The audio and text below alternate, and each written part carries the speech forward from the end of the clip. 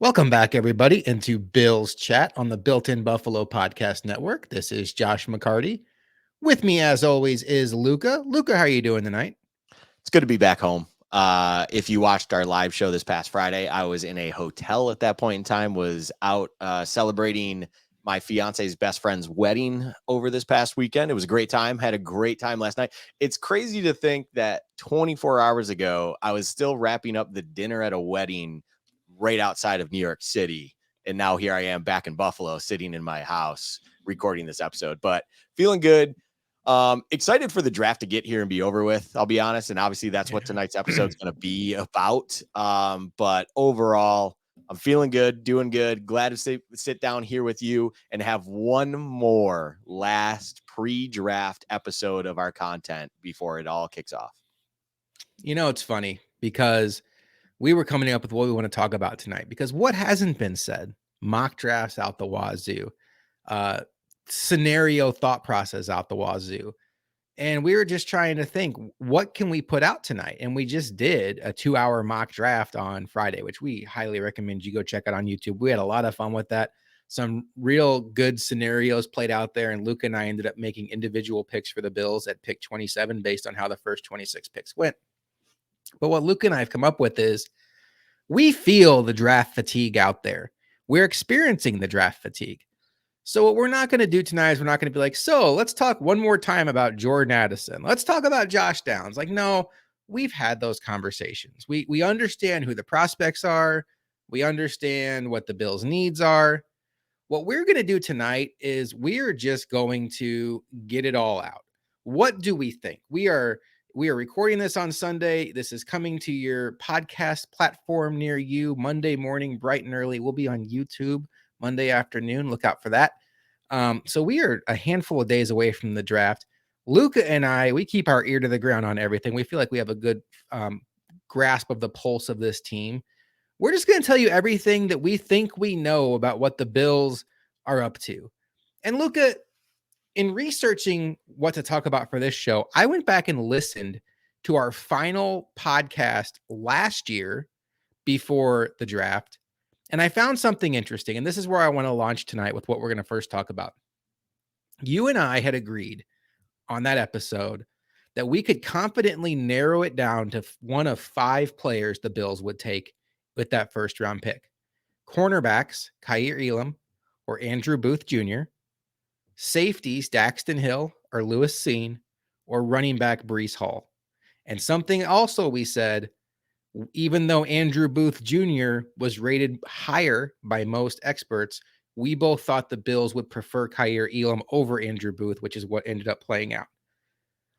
Luka, are you as confident right now that if I handed you a piece of paper and said, write down 5 names and bet your life savings, can you get the Bills' first pick? Because I will tell you, I feel like it's a little bit more wide open this year. A little bit. I mean, I genuinely don't think I would be, if you handed me this piece of paper, which we're going to have a fun game later that I'll let you describe and everything like that. But if you gave me an opportunity and you said, hey, you need to write down 3 names that you absolutely believe the Bills have a high percentage chance of walking away with come night 1 or night 2, depending on the scenario, I really wouldn't know who to write down there. There's a lot of names that have been tossed around that make some sort of sense, but that's kind of the whole thing that I've gotten through this whole process that we've, just built up to this point right now. I don't think there's a clear-cut way like there was last year. I find it interesting that you did listen back to our old episodes. It must have been interesting and nostalgic in a way, but it was like that whole process. You and I were on similar wavelengths, and it was almost clear cut in a way that it made it so easy for us, as long as you kind of just went between the lines a little bit, understood what the Bills were doing, understood their trends, and what they looked for and stuff like that. And it doesn't take too much. You just need time and effort and to care about what you're doing. But eventually you and I, as you just said, we listed 5 players. All of them made total sense if the Bills took at that point in time. But one of those guys obviously ended up being the pick for them there. And it wasn't a surprise at all. Now, I genuinely have no clue the direction they're going to go at pick 27, maybe move up because they like a guy or move back. I don't think there's a clear path or understanding of what they need to do. And that's what makes the whole conversation is what made this process both entertaining and frustrating all at the same time.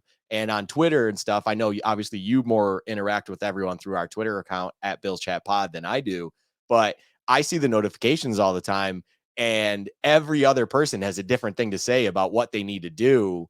And I think last year, this time, that was not the case. I'm pretty sure everyone was on a similar page. It's like, hey, everyone knows the glaring issue, the big need, what we need to do, and it's secondary, most likely corner related. We need to do something about this. We need to address this, so on and so forth. And you could maybe talk yourself into a Brees Hall, but ultimately they understood Kaiir Elam was their guy. They loved him and everything like that. And they made it happen. And they addressed that immediate need while also the future need that will be there at that position. Now it's kind of like there's holes on this roster, but none are like really glaring needs. You could throw in middle linebacker there, I will say, and I'll wrap this up real quick. Like middle linebacker might be the one that you go, hey, that's a glaring need. But when you have the likes of Milano, Poyer, Hyde, Trey White's hopefully going to be back a little bit better. And then you have high end prospects like Kaiir. You have enough guys around that's like, you should be able to disguise that one little hole there with all of this talent around it, where it's like, you don't need to reach for someone at 27 to fill that immediate need, because that's not what you do in the draft. And there's no one that's really worth it anyways to do so. So it's an interesting situation that we've gotten to ourselves here, where it is the polar opposite of last year. I can't name players for you. I genuinely don't know. We are going to name players later in this episode, but my confidence level with these guys is not exactly sky high. Another interesting takeaway from that episode last year, up through the draft, you and I were crushing on a bunch of wide receivers. Jamison Williams, Christian Watson were two of our favorites. And what's funny is on that episode, we both said, we'd love to see this team add a wide receiver, but based on the way things are sounding, I think we're prepared to rule out wide receiver in round one. And it played out that way. Luka, sitting here on 423, are you prepared to rule out any position? And let's keep it realistic. Obviously, we'd all rule out quarterback, punter, and kicker and long snapper, but of the positions that, somewhat, some way get mocked to the Bills on a frequent, infrequent basis, any of those positions that you feel confident in ruling out at this point? Offensive line.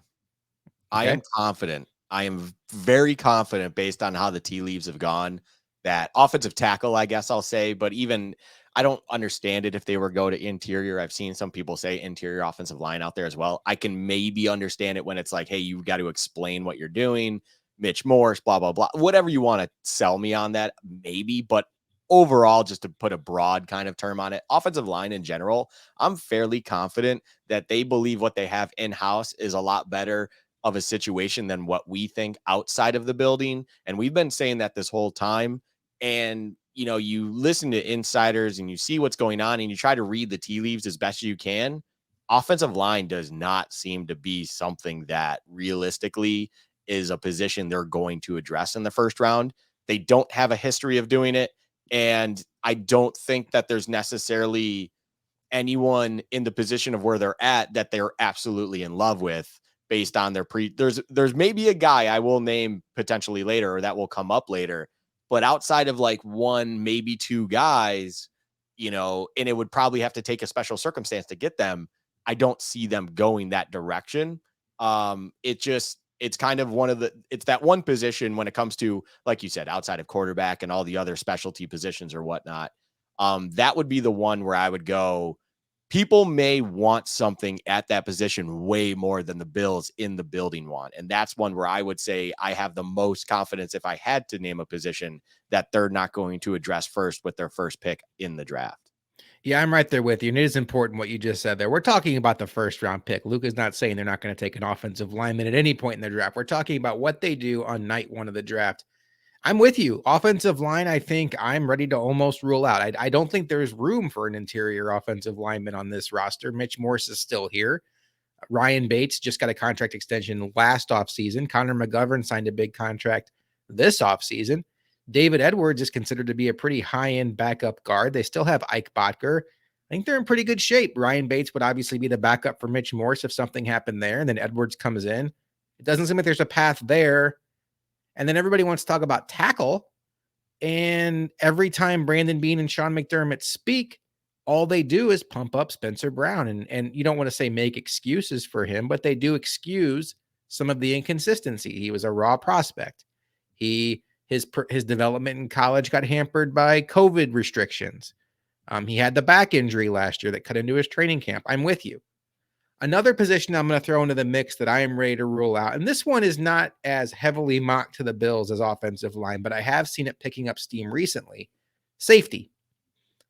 I have seen even Joe Biscaglia in one of his recent mocks mock the Bills a safety.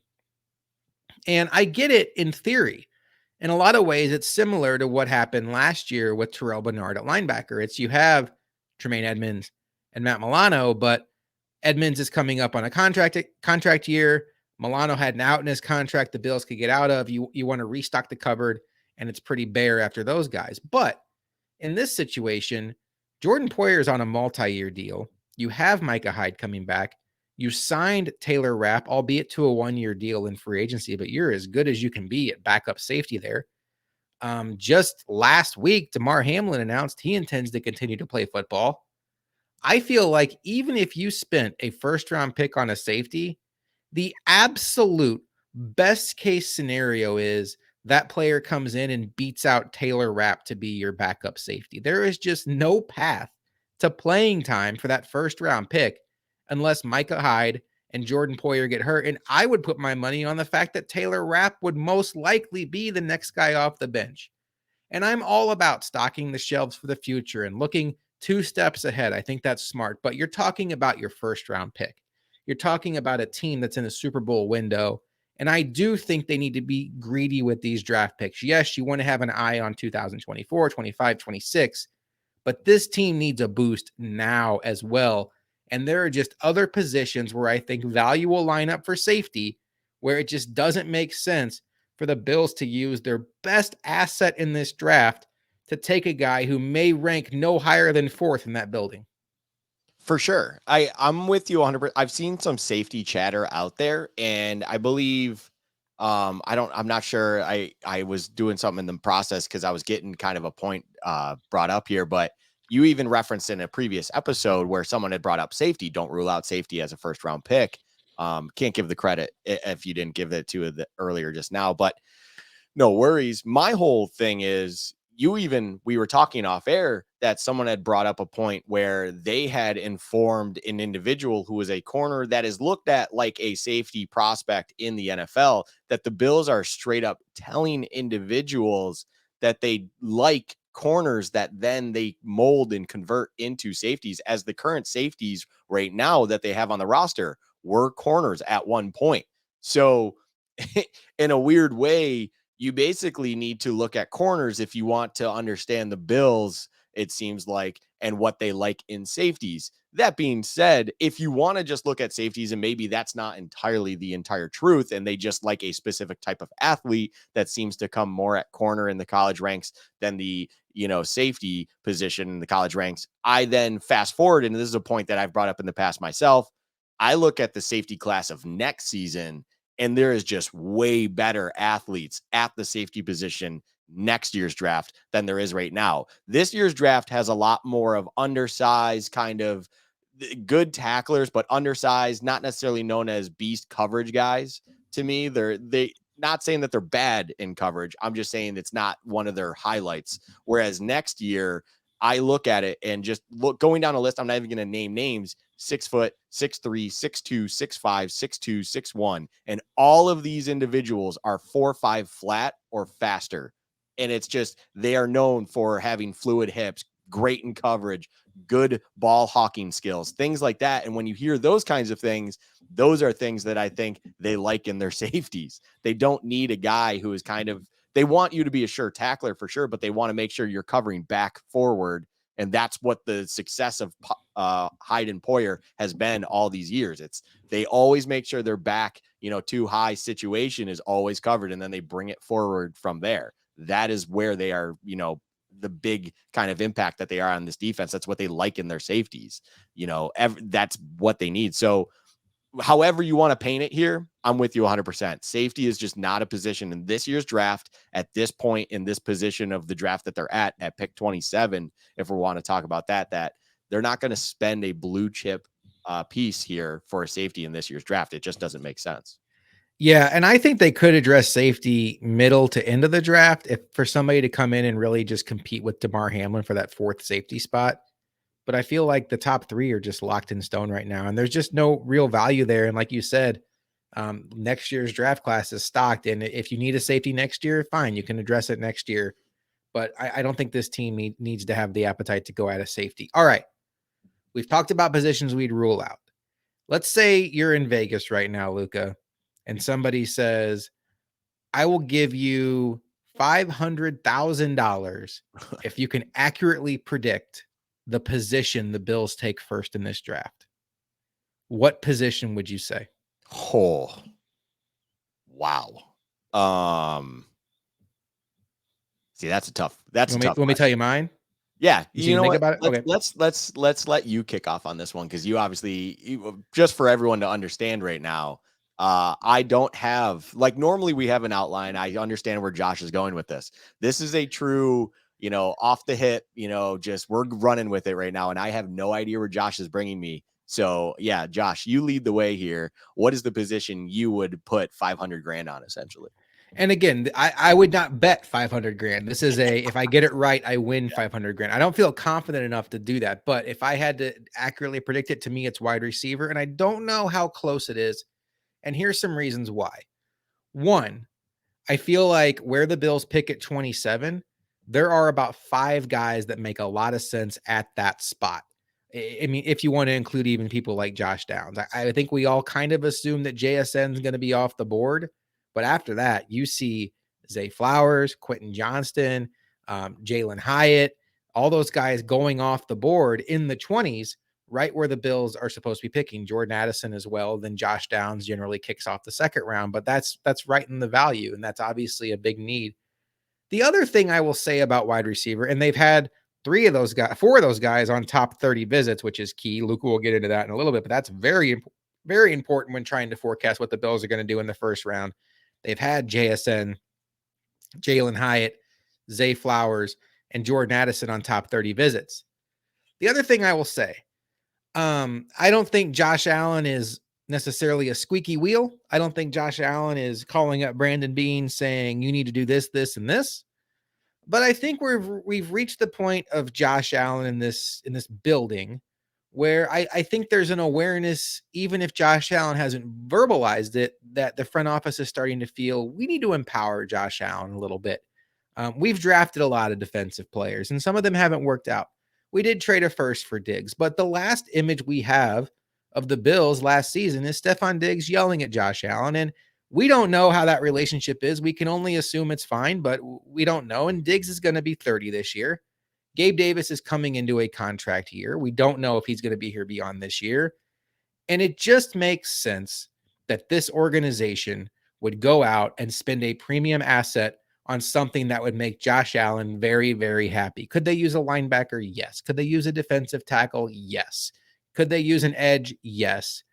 But all things being equal, assuming one of those 4 guys who were here on a pre-draft visit, and I will also throw Quentin Johnston into the mix just because the value makes sense, assuming they're on the board when the Bills pick, I think they are going to win out most tiebreakers, unless a certain running back who also would weaponize Josh Allen still happens to be on the board. But that's why I feel like receiver just makes a lot of sense. They need a player there. And one last thing I will say, by the end of last season, it was painfully obvious that if you take away Diggs, this offense just cannot function. And they scored 10 points in a playoff game when their entire starting 11 from opening night was on the field. It wasn't an injury situation for the offense. They were all out there against the Bengals, and they mustered 10 points in a playoff game. That's all fair. That's all fair. So we're talking at pick 27 here, correct? They sit where they are, stand pat at pick 27. What is the position they take? Okay.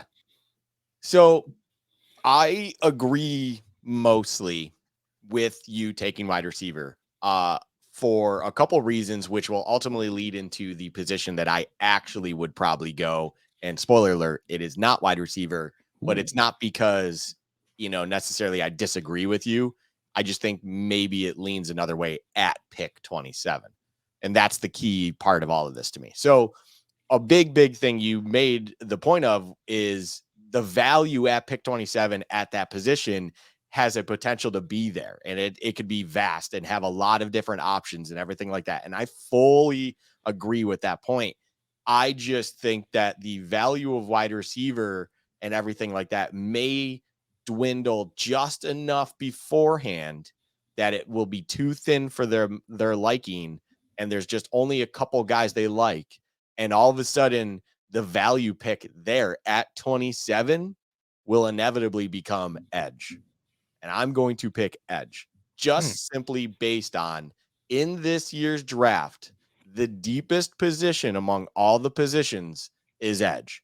And I firmly believe that Bean and all of them are big proprietors of best player available. Whoever is the best player available on the board, you take them. Now, again, that's assuming there is someone there at 27 that they have a first round grade on and everything like that. And I think they do their homework. I think there are enough edges here that they would have a first round grade on, that if one or two wide receivers go and yet they're not able to move up and stuff and they have to make a pick at 27, potentially their first round wide receivers are not there. And that's pretty much, to me, based on one individual whose name I know will be brought up later. That's based on one individual. However they grade him, I genuinely don't know. And if he is not a first round graded guy at your position, then I think ultimately they would go, DN edge. That is the position they would be going with most likely, just due to the fact of the individuals in this draft, where they ultimately will fall. And like we even experienced in the mock draft, somehow a guy like Miles Murphy found his way trickling down the draft board. And if that scenario broke down like we just had it in our mock draft, they're taking Miles Murphy, in my opinion. Like, I don't know how they would pass him up. I genuinely don't know. So you know what the reaction would be if they take an edge, right or wrong. There would be a large segment of the fan base that would say, "Oh my God, another defensive lineman. We've just taken Ed Oliver in 2019 in the first round. As far as edge goes, we've taken AJ Epinesa in the second round, our first draft pick that year. We've taken Greg Rousseau in the first round and then doubled down and took Boogie Basham in the second round. And if Brandon Beane goes out and takes another edge after signing Von Miller to a mega deal, I understand that there'd be some frustration in the fan base. And I will tell you, I get it. But to Luka's point, if it's the best player, it's the best player. You've never heard a coach in the history of the NFL say we have too many good pass rushers. And I will tell you, like, I'm not the biggest Miles Murphy guy. I'm not. Like, I think he makes sense at 27. I'm not with you where like he stands out so much on the board. I mean, if Nolan Smith fell to 27, I will be unstoppable on draft night as far as like how excited I would be. Will McDonald, I think, makes some sense. And we know he was in a top 30 visit. But yeah, I mean, if the Bills truly do have a higher grade on the edge, Luka, this is important in any business strategy. You can't let sunk cost of previous investments override the best decision for your present.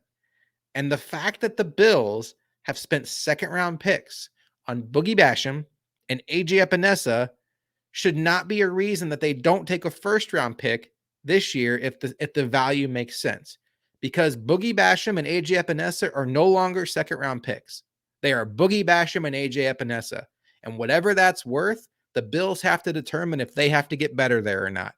And if they determine they need to be better, then they need to invest to get better. And I think that's where they're at. Absolutely. Where you just wrap that up is exactly where it is. These guys are no longer a former first. I mean, they are a former second round pick and things like that, but that's not what they are when it comes to their cost evaluation and what you make your decisions now in the draft on. they have already been on the roster long enough and they have been in the organization and in the building long enough where it's like you just need to evaluate them as talent of your roster. And if you feel like they are just not good enough when it comes to the depth pieces that they are, and you have a value that is an edge rusher, like potentially a Miles Murphy, just because that's who I referenced before, a Will McDonald the fourth.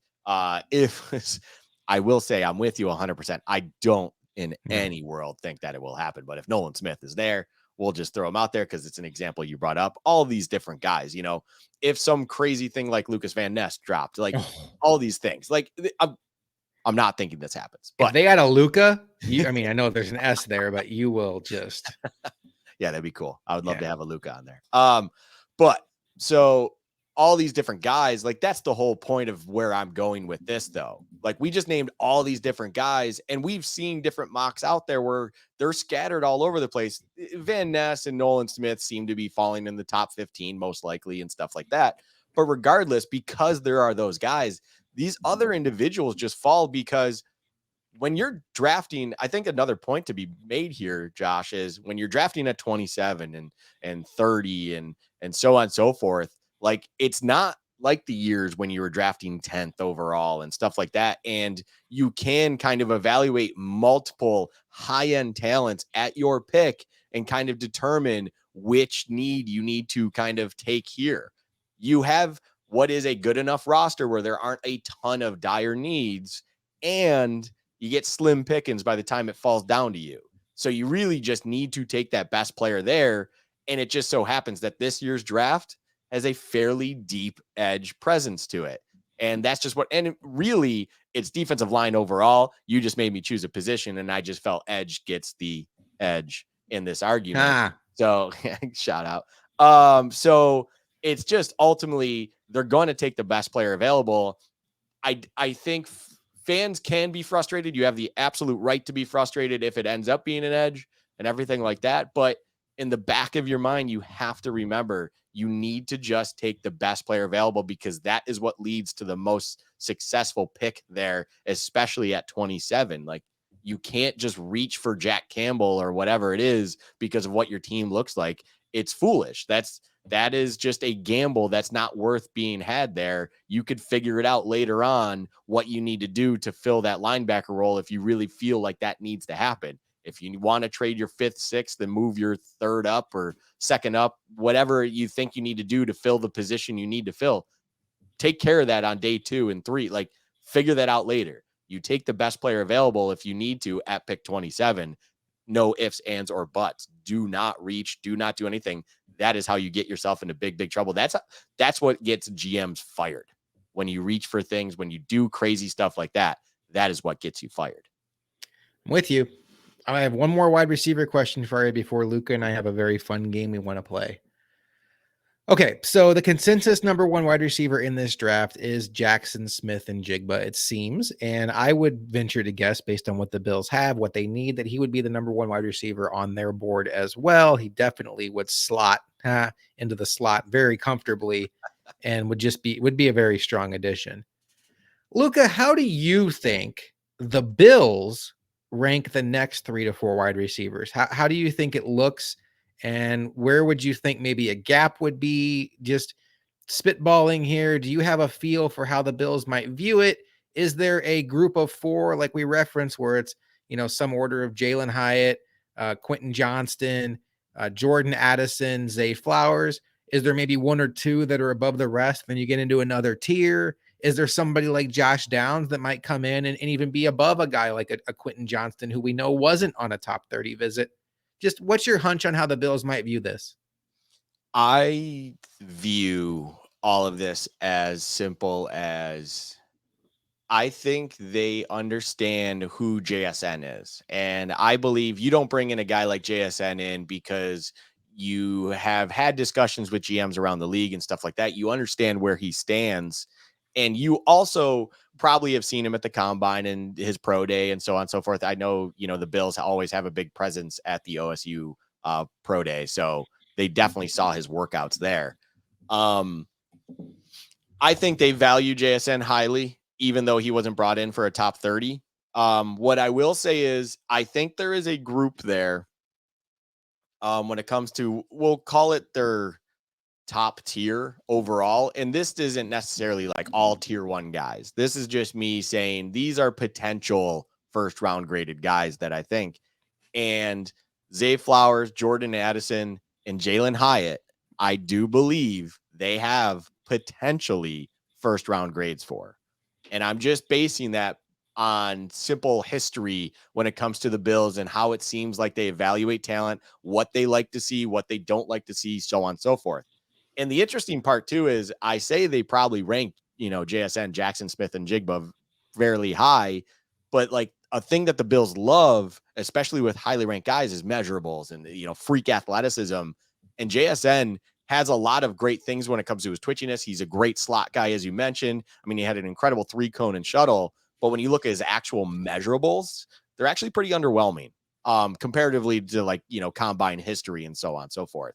It's nothing, when it comes to recent, it's just overall picture.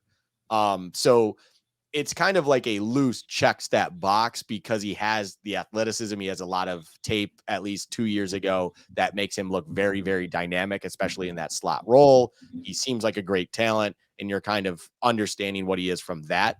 But now turning the tables on a name that people are probably surprised on because I don't necessarily feel this way, but I can fully understand why they may feel this way and why you are big on this guy. Jalen Hyatt, for instance, he ran a 4.4 flat 40. He had a 10-yard split of 1 and 1.5. Those are both 80 plus percentile in the history of the combine, of course.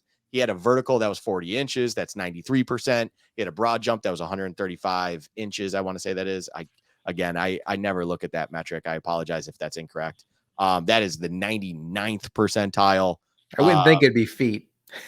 Pretty broad jump. I'm confident in that one. Yeah. I'm just saying in centimeters or inches. I'm pretty sure they do inches. Inches, yeah. Okay, cool. So 135 inches, 99th percentile in combine history. That is incredibly impressive. Of course, he does have that weight issue, but his tape, he flies. He's got these measurables that pop at you.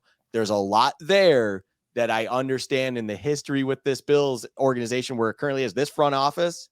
I can understand if they probably potentially, this is the individual I hinted at earlier there, that they could have a first round grade on, and do not be surprised by that, no matter how you feel about them personally. Like I just said myself, I don't necessarily put him there. I have enough concerns about him, but I can fully understand why they may feel that way. And I can talk myself into it. Absolutely. I think there's enough tape and stuff like that when it comes to Jalen Hyatt where it's like, okay, I get it. If you're in love with this guy, if you love what you see, you're going to give a first round grade to him. That's just how it works. So yeah, ultimately just to wrap it real quick here, just to rename the names. I think JSN, they put in that top tier category. I do think Zay Flowers and Addison, they put in that top tier category. And I do have this hunch that Jalen Hyatt is also in that group with those 3 others. And those are potentially, to me, I could easily see them having Quentin Johnston in there. I just think with Quentin Johnston, it's interesting to me that an individual like himself that is potentially going to be there around their pick did not get a top 30 visit. I feel like if they actually did like a lot with him, they would have brought him in for something like that. And then you see, as of course, Zay Flowers, Jalen Hyatt, and they did also bring in JSN for these top 30 pre-draft visits. You don't bring in Quentin Johnston. I know I'd said they didn't bring in JSN earlier. I apologize about that. They did actually bring him in, but regardless, they didn't bring in Quentin Johnston. So my point here is I don't know if they necessarily like him as much as others may also think he could be a guy there at 27. That to me is enough to think maybe they just graded him a little bit under after seeing his workouts and stuff like that, looking at the tape, things like that. And he's just not quite there with Zay, Addison, Hyatt, and JSN. I mean, this is going to be a boring show if we continue to agree all night, but I'm with you. I think you said the right names, and I think you left out the right name. I think after JSN, there are 3 receivers, Zay Flowers, Jordan Addison, and Jalen Hyatt. And I think the biggest thing to figure out on draft night is, do they have a first round grade or at least a high second round grade on Jalen Hyatt? Essentially, are they willing to pull the trigger on him at 27? And if they are, then I think there is a very good chance they come away with a wide receiver in the first round. I feel like what we've learned about the Bills since Josh Allen became their quarterback is you saw them kind of go through different phases with him. When he first came to the Bills, it was size. It was Kelvin Benjamin, Andre Holmes, and it was you're gonna have a huge catch radius and the inaccurate. I want to make sure that gets in quotes. Inaccurate quarterback from Wyoming. He's going to be able to hit a target that's this big because of my catch radius, and they don't have to be open. And what we learned the next year when they brought in Cole Beasley and John Brown, and they got Isaiah McKenzie off waivers, is that Josh Allen actually thrives with smaller, shiftier receivers that get open quick, instant separators, as people like to say. See them open, get open, catch the ball. That's what he thrives with. And obviously, like a unicorn like Diggs, who can not only win contested catches, but get open quickly, those guys don't grow on trees. So I think the three guys you named, Hyatt may be a little bit different conversation, but I mean, JSN clearly instant separator. Zay Flowers, instant separator, electric with the ball in his hands. And then Jordan Addison might run the best routes in the entire class. If not him, it's JSN. Those guys would fit Josh Allen like a glove. Hyatt's a little different conversation. There's some projection in his route running. He didn't run a lot of routes at Tennessee. We talked a lot about him in previous episodes. If you're listening to this show, I'm guessing you know all about him. But I think where Hyatt is interesting to them is he has a certain skill set that you just cannot teach. He has top end speed. I know he ran a 4.4 at his 40 on his combine. There's a reason why scouts from teams told him he didn't have to run again in his pro day.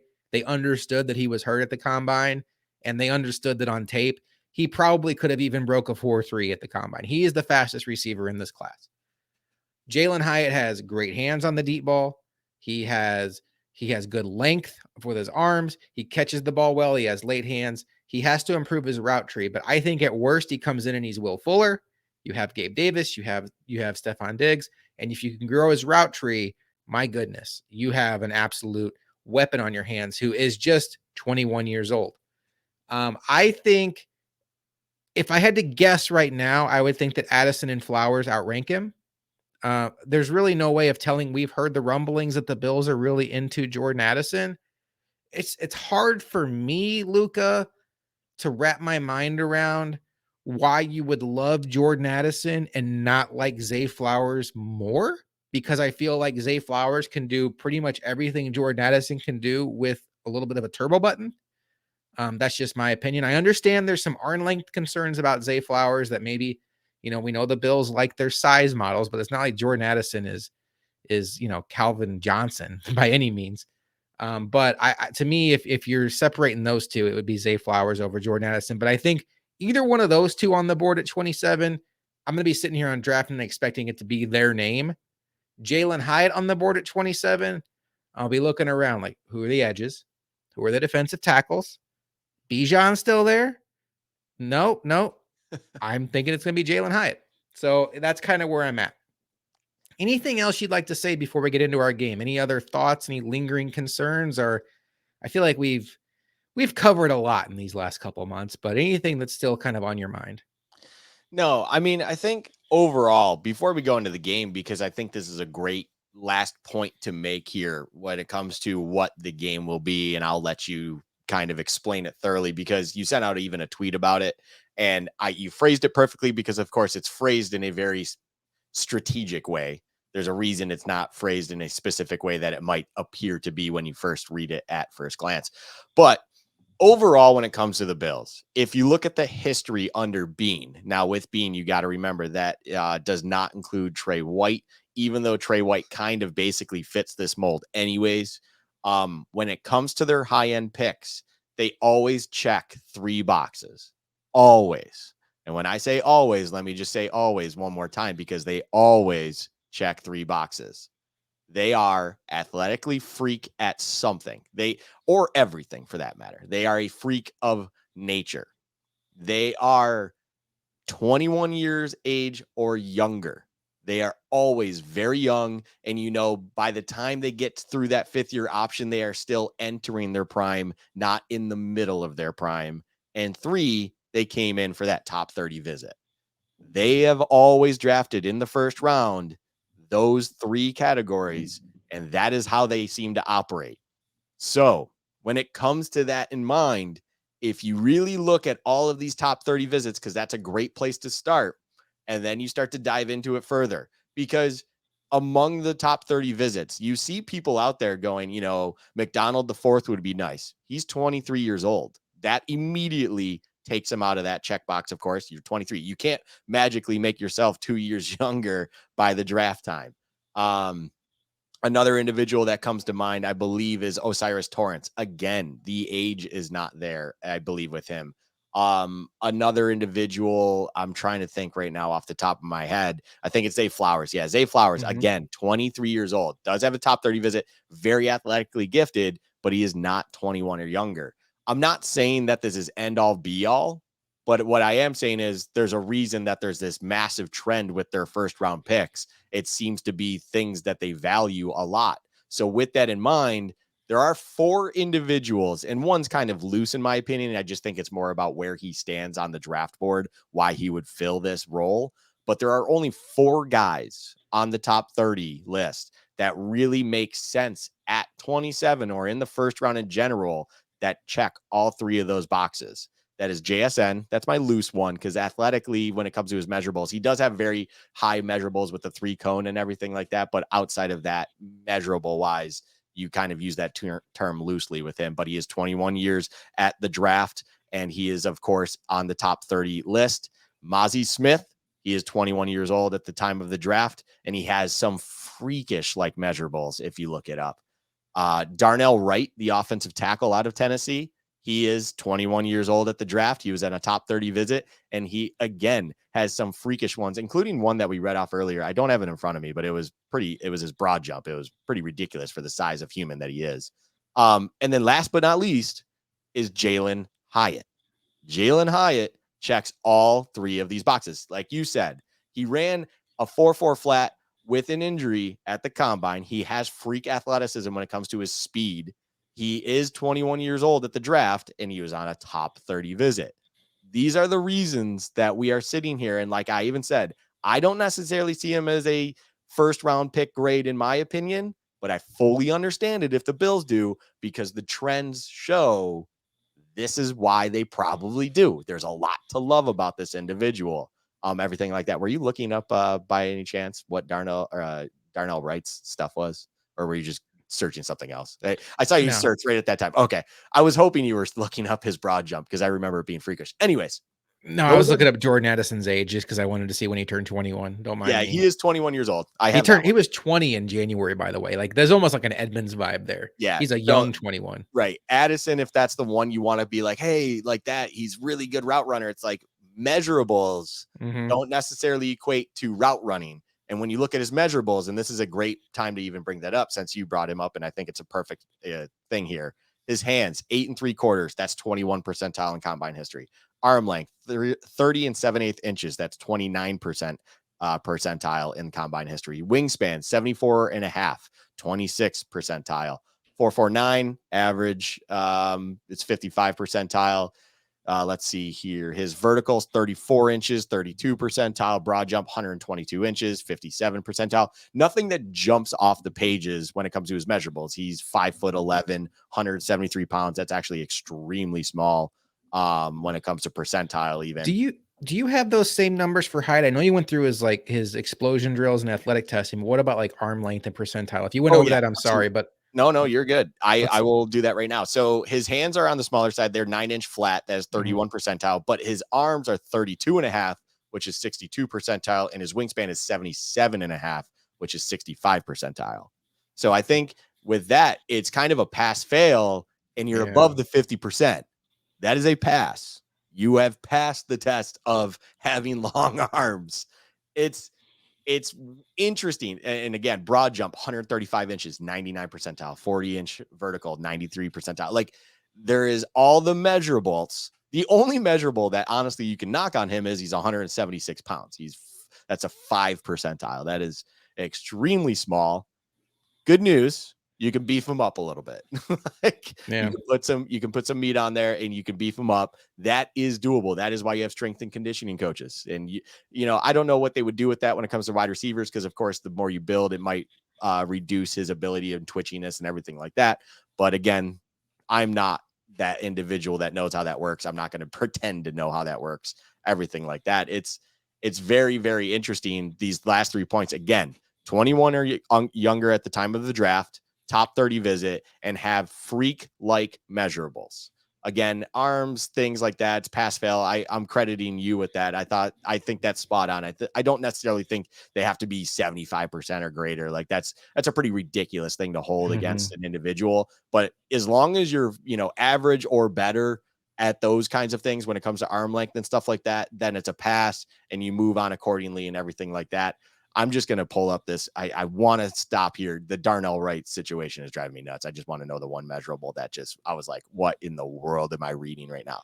So for a 330-pound man, which by the way puts him in the 90 percentile, he had a broad jump of 114 inches, which is Oof. 95 percentile for offensive linemen in combine history. That, my friends, is absurd. That's a big boy who can jump far, which means he has probably pretty strong legs. Yeah, I would say so. I'd say he's a pretty explosive guy. Yeah. But overall, the last point I want to make before we go into this fun game, I don't want to drag on anymore, is keep in mind, people, they like 3 things in the first round. So also, by the way, if those 4 names are gone and magically you see the Bills traded down with someone and it's like, and again, Jalen Hyatt being drafted in the first round before pick 27 would be shocking to me.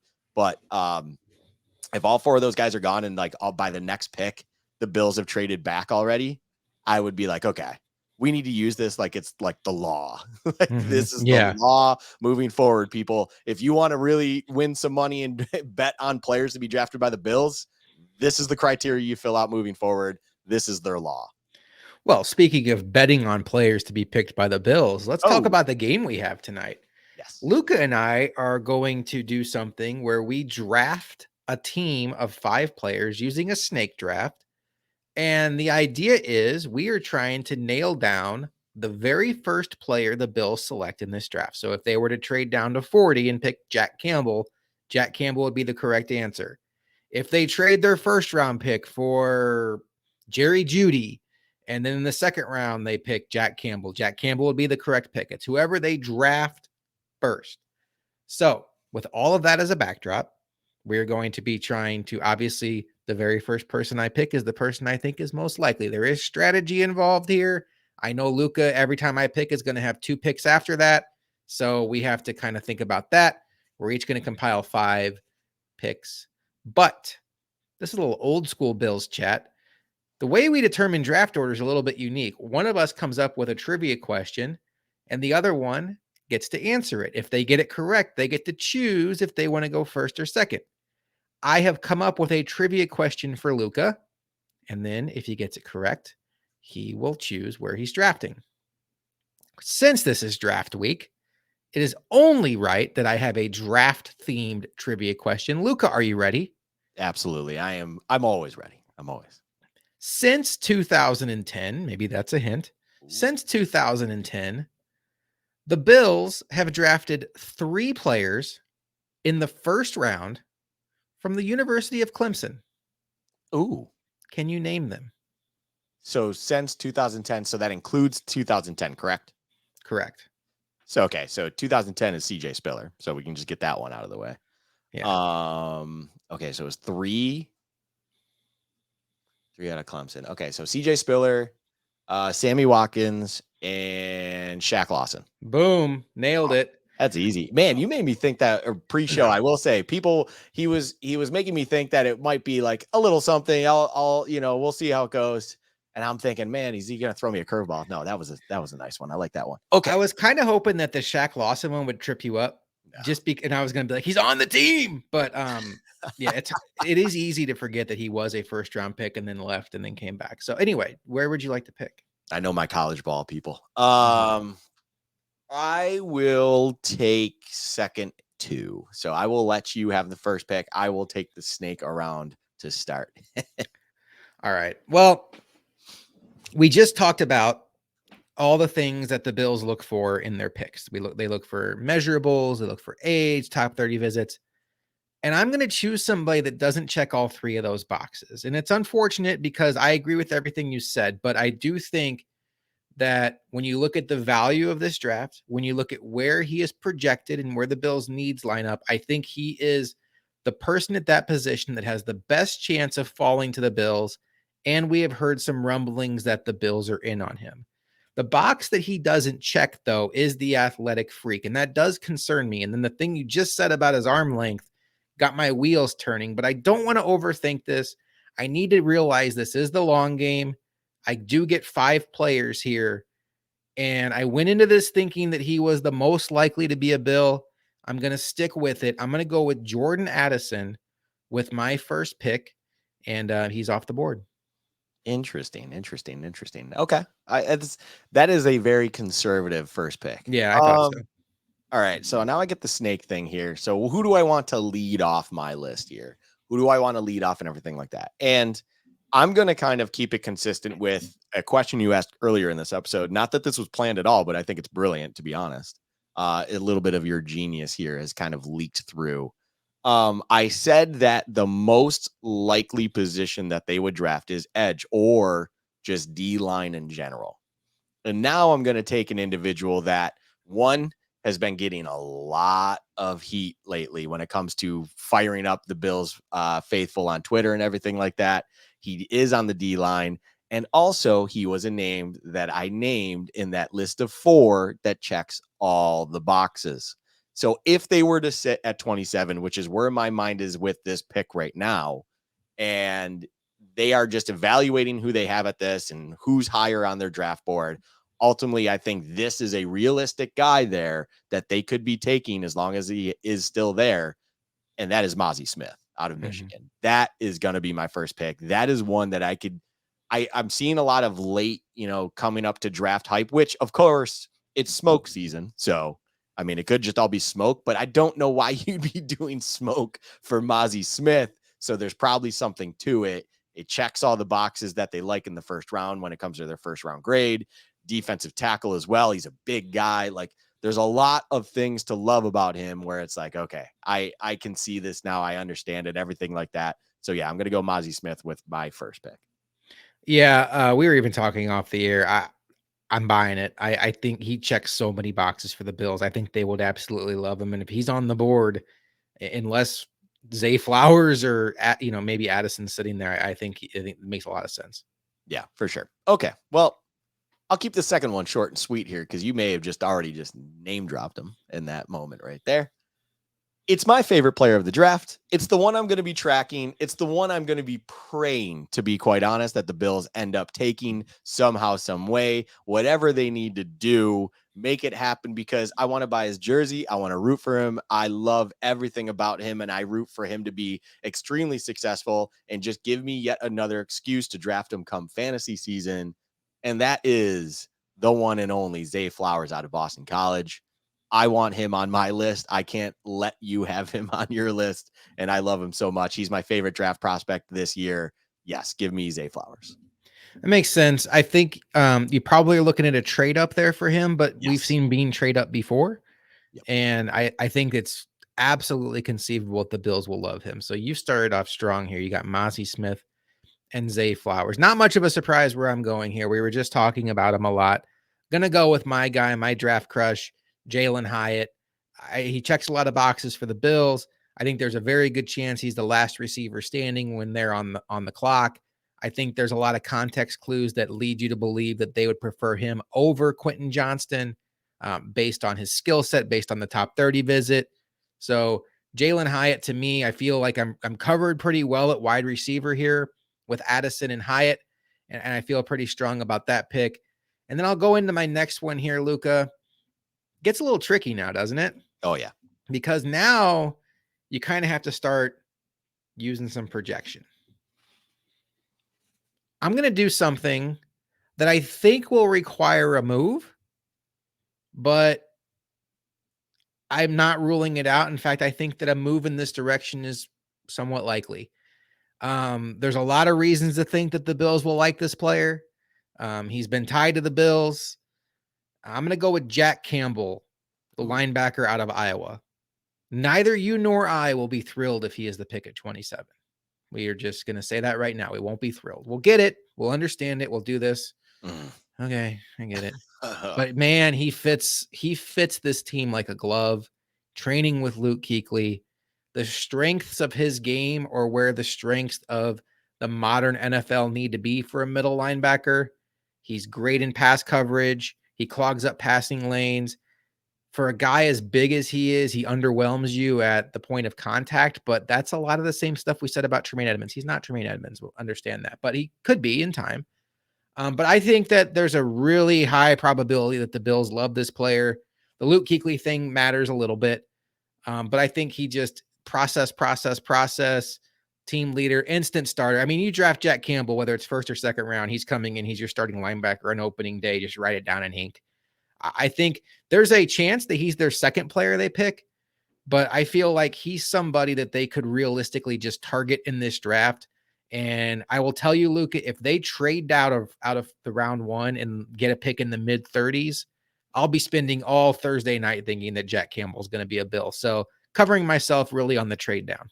Yeah, that's a smart pick. I will say that was going to be my next pick. If you went another direction, that I will make my next pick. I was kind of hoping you'd do it, but he is not going to fall anymore in this draft. And I'm going to make the most exciting pick of this segment. It is the one that I know some are probably going to be head over heels excited about. It would make our draft night live show one to behold. I pray that it could happen just because the electricity that it would have around the Bills and the hype that we would be hearing about for, the foreseeable future going into preseason would be unreal. And that is no, I'm just kidding. It is Bijan Robinson. Yeah. Like it would be unbelievable. That is obviously a trade up situation. I have gone back to back trade up situations here, most likely, but I will say this. It's kind of a nice moment to bring this up real quick.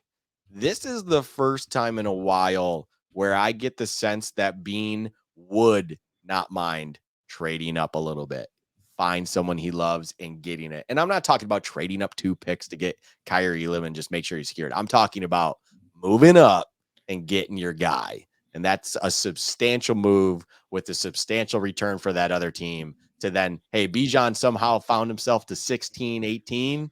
All right, we're done with this. Like, let's go get him. Thank you very much. Let's have a good one. This is going to cost us a 2 and a 5 and whatever. Like, who knows what that situation would be? I don't know that calculator off the top of my head, but regardless, very aggressive move up, get Bijan. So yeah, I'm not gonna. I gotta take him there. The value's good.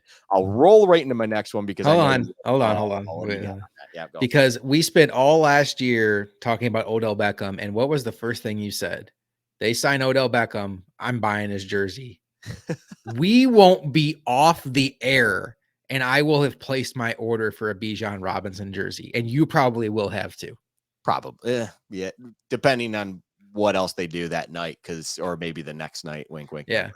If they nuke the draft. Yeah, if they nuke the drafts, that would be the one that I would be pulling. I got a love for wide receivers, man. It's always been my thing. It's just anyway. I'm with you. I think that the love of the chance that they love him is real. I understand the James Cook thing, but we cannot forget that they had James Cook on their roster when they were heavily involved in the Christian McCaffrey talks last year. Yes. So I think the biggest obstacle to them taking Bijan Robinson is the fact that he won't sniff the range of what they could trade up to.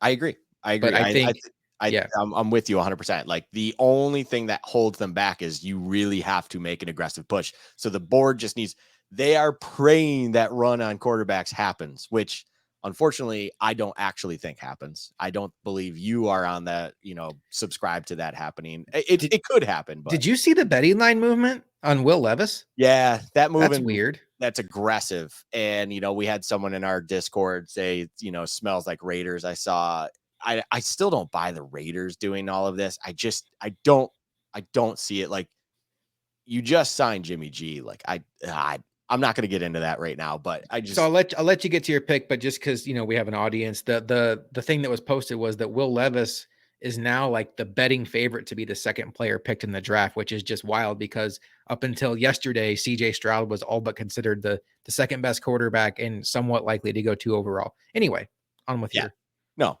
perfect. So I'm gonna go back to my old reliable checks boxes here. So I just made two trades up, but now I'm going back to check boxes, and you got to check all three boxes. And this is where you might think I'm going wide receiver, but I am not, because again, that other wide receiver would require most likely a trade up. So therefore, if at pick 27, this individual is sitting there and the board is just not looking in a way where they can trade back, even no one wants to trade up to them. Ultimately, I think they would be okay if this guy was sitting there at 27 and they just have to quote unquote accept taking him there. And that's Darnell Wright out of Tennessee. Like, it checks all the boxes. If he's there at 27 and there's no ability to move back, which I don't know if they necessarily would want to move back if he's sitting there. I said that I don't think that they would take an offensive lineman, and I still believe that even making this pick now. It's just also BPA. And if you're not able to get what you want in return to move back anyways, then you're just taking the best player available. And if that so happens to be Darnell Wright, even though it's an offensive lineman, it still makes a lot of sense at 27. I fully understand it. Yeah, I like it. I'm going to. I mean, it makes a lot of sense. I think you're covered. And there have been some character concerns with him that have come out. Now it's the draft. You can never trust these things. But if he ends up being the third or fourth tackle to go, I think you could see that situation play out. And at this point, we're down our list quite a bit. Another guy that I think probably would be a trade back situation for me, but I just want to cover my bases. I know he did not do a top 30 visit, neither did Jack Campbell. But I'm going to go back to the linebacker well and go with Drew Sanders from Arkansas, another player that I think is a little bit of that Tremaine Edmonds like prototype. He honestly would not be my favorite linebacker if it's not Jack Campbell. I like Henley from Washington State a little bit more, but man, there's some athletic upside there with Sanders. He's been linked to the Bills by some mock draft experts. I think Mel Kiper even put him to the Bills in his latest first round. So with my fourth pick to get what I think is still their most glaring hole, it's more of a conservative pick, kind of like the Addison pick, just covering my basis. If the Bills do trade back and go linebacker, I feel like I'm pretty well set up there to cover myself. I wouldn't be overly thrilled with it. And then what I'm going to do with my fifth pick, Luka, is I'm going to do your version of the Bijan pick. Nowhere near as exciting, but I want to cover myself in a trade up. And this would be an aggressive trade up, but you never know. The draft can be weird. And the Bills are obviously eyeing this position. He's considered the best at the position. So I think this would, we'll see how it goes. Beauty's in the eye of the beholder sometimes. So maybe he doesn't go first off the board at that position. But man, if Jackson Smith and Jigba starts falling to like 18, 19, I think Brandon Beane gets itchy. And, it's just a name that for my fifth pick, the Bills want a wide receiver. Brandon Beane is an aggressive player. And, why not? Fifth pick, go. I got myself covered on the trade back with linebacker. I got myself covered on the stay put and take a receiver with Addison and Hyatt. Let's get fun. Let's get wild. And let's get nuts, as George Costanza would say. Let's go up and get Jackson Smith and Jigba to cover myself on the move up. I like it. I like that. I like that you've covered all your bases on where they move, because I'm looking at what I can potentially do here with my last pick. And I might have backed myself into a corner where I don't know if I like anything for the trade back category of this. Yeah. You have gotten the trade back handled very well. Almost too well, because now I'm screwed. But I like the JSN move. I like all that stuff, everything like that, because ultimately now I'm probably going to close this out with a position we haven't talked about tonight. And I think the idea of him being picked at 27 is sneakily more realistic than it seems. And I think it would be a very polarizing pick when it comes to seeing some of the reaction we have seen when it comes to this individual being picked potentially at 27. But ultimately, I think I agreed with points you made on Friday night when it comes to why this pick makes sense. And I think that it doesn't get talked enough about when it comes to what this team wants to do on offense and stuff of that. And it might not require another big time wide receiver to do something that they ultimately want to do. We've seen situations where it's like, it seems like they want to try this, but they just can't get the right personnel to do so. I'm beating around the bush here. it's tight end Michael Mayer. Like that to me is a sneaky possible pick there at 27. And ultimately, it's just like, look, the point you made was spot on. They brought in a potential number 2 high end or nice pass catching tight end in OJ Howard last year where it didn't work out. But they wanted to try something there. They wanted to do that. They have Quentin Morris, who showed a little bit of something. I don't think it's over the top. And it's like, hey, we can absolutely lean on this guy. A lot of 2 tight end sets, a lot of pass catching with these 2 tight ends out there. Of course, with him and Knox, I'm referring to. And let's go with that, especially if you have someone like Michael Mayer sitting there, where, as Josh had pointed out on the Friday night show, during our mock draft, where he did take him in that situation there, it's like, hey, this guy is the best at contested catches. This guy is someone that could be looked at in the red zone or just even anywhere where it's like a third and go get it kind of situation. We need to pick up this first down.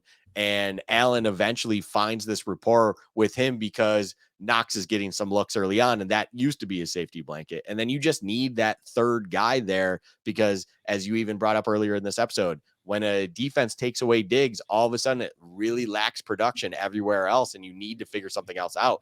Maybe Michael Mayer can be that key that finally unlocks that ability to just get something else. Even if it's not open, he can still bring it down, stuff like that. It just, at 27, if he's there, you don't have to sell me hard on it. I fully understand it. And there are some tea leaves of the past where it seems like the Bills do want to kind of unlock 2 tight end offense a little bit more, just to give some different looks and get different personnel packages out there to expand the offense and do something about it. It clearly seems like something they want to do. You know, it's interesting. That was the pick I made in our mock draft on Friday night. But, and I agree with everything you said. And I think you and I are kind of in lockstep here, where he is our favorite tight end in this class. It took me a little longer to come around on him than you. You were on him from the jump. But we talk about checking 3 boxes, and there's a name that we haven't mentioned that, depending on how the Bills rate him on their board, could absolutely check all 3 boxes, and that's tight end Darnell Washington. True. Top 30 visit, athletic freak, 21 years old. You know, I've kind of ruled him out because I just feel like, you know, run heavy tight end. I don't know what he offers in the passing game, but he was on a top 30 visit. So was Osiris Torrance, for what it's worth, and we kind of ruled him out too for a scheme fit. But I don't know. That's interesting. I mean, it could be a situation where, you know, Darnell Washington is somebody that they get into round 2 if they trade back, and he's somebody they target. I don't know. I think Michael Mayer makes a lot of sense. Some of the beat reporters did a mock draft last week, and I know Tim Graham picked Michael Mayer to go to the Bills at pick 27. So, I mean, it's certainly not off the radar. And for the 5th pick in the draft, he's certainly also somebody that's being picked in that mid 20s range. So I like it. Let's recap our draft here. So for me, Jordan Addison, wide receiver, Jalen Hyatt, wide receiver, Jack Campbell, linebacker. I picked a Drew Sanders, linebacker, and then Jackson Smith and Jigba, wide receiver. Luka, who's your squad? So my squad was, first and foremost, Mozzie Smith, interior defensive lineman out of Michigan, Zay Flowers, wide receiver out of Boston College, the one and only Bijan Robinson, running back out of Texas, offensive tackle Darnell Wright out of Tennessee, and then wrapping it up with a nice, beautiful little bow and all his size and glory at 6'4", Michael Mayer, tight end out of Notre Dame. And I'm so excited because we're gonna post this graphic tomorrow on Monday, like after we let the show breathe for a little bit and people can listen. And you know how Twitter works. The first few comments are going to be, "There's no way that Jackson Smith and Jigba falls to the Bills. You guys are idiots." And it's like, for those of you who have listened to this episode, we appreciate you. You will have clearly heard us say this was our trade up option, or the whole Bijan Robinson, or, oh my God, Jack Campbell at 27. Like we clearly said, that was our trade back option. Is there anybody that you considered that we didn't mention? I think Josh Downs is interesting. I was a little surprised he didn't come on a top 30. Tank Dell came on a top 30. I don't think he makes a lot of sense. But I think Darnell Washington probably needs to be at least mentioned. Will McDonald, he was on a top 30 visit. That's somebody that I think is probably in or around the conversation. What about the guy you drafted in the mock draft, Miles Murphy? Yeah, so Miles Murphy came to mind. I will say the one that I was like, man, trade down situation. You did cover linebacker really well. So the trade down situation to me is like if they're trading down, they're probably brewing something up when it comes to bringing a player from the outside in. Wink, wink, nuke. Yeah. And so they're trading back and they're not going to take a Josh Downs in the second Yeah. round while also trading for Nuke. I just don't see that. I wanted to do Josh Downs because I love Josh Downs. And if they all of a sudden take Josh Downs with that trade back, I'm like, okay, Nuke might be off the table. And then they are going to, as you just said, bring in Jack Campbell or whatever falls there at 59, whatever might have had to happen there, so on and so forth. Like it was the one situation where it's like trading back. I could understand if they're drafting Josh Downs, but I feel like a trade back happens and immediately before day 2 starts, they're calling Arizona like, hey, all right, we just accumulated an extra second round pick.